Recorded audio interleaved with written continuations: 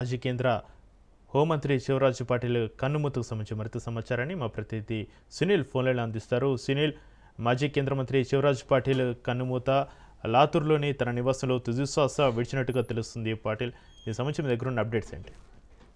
Congress senior నేత కేంద్ర మాజీ హోంశాఖ మంత్రి శివరాజ్ పటేల్ ఈరోజు తుదిశ్వాస విడిచారు. లాతూర్లోని తన నివాసంలో శివరాజ్ పటేల్ తుదిశ్వాస విడిచినట్లు కుటుంబ సభ్యులు వ్యక్తం చేశారు. ప్రస్తుతం కొంతకాలంగా అనారోగ్యంతో శివరాజ్ పటేల్ బాధపడుతున్నారు. ఇతను అనేక సార్లు దాదాపు లోక్సభ స్పీకర్ గా, అదేవిధంగా ఆయన 7 సార్లు ఎంపీగా, లోక్సభ స్పీకర్ గా, కేంద్ర హోంశాఖ మంత్రిగా, పంజాబ్ గవర్నర్ గా అనేక హోదాల్లో పనిచేసినటువంటి శివరాజ్ పటేల్ కాంగ్రెస్ పార్టీలోనే ఒక కీలక నేతగా వ్యవహరించారు.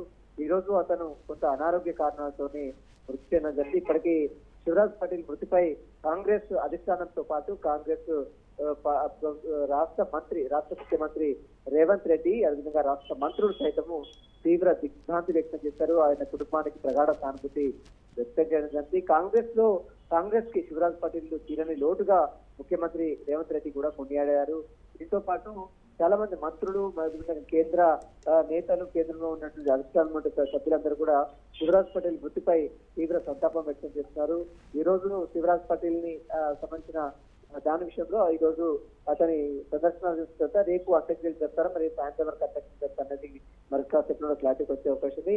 కాంగ్రెస్ పార్టీకి మాత్రం శివరాజ్ పటేల్ లేని లోటు మాత్రం తీరని లోటుగా భావిస్తున్నారు. చాలా దీర్ఘకాలంలో కాంగ్రెస్ పార్టీకి అనేక రంగాల్లో సేవలు అందించారు. కేంద్ర మంత్రిగా పనిచేశాడు, లోక్సభ స్పీకర్ గా పనిచేశాడు, అదేవిధంగా పంజాబ్ గవర్నర్ గా పనిచేశాడు.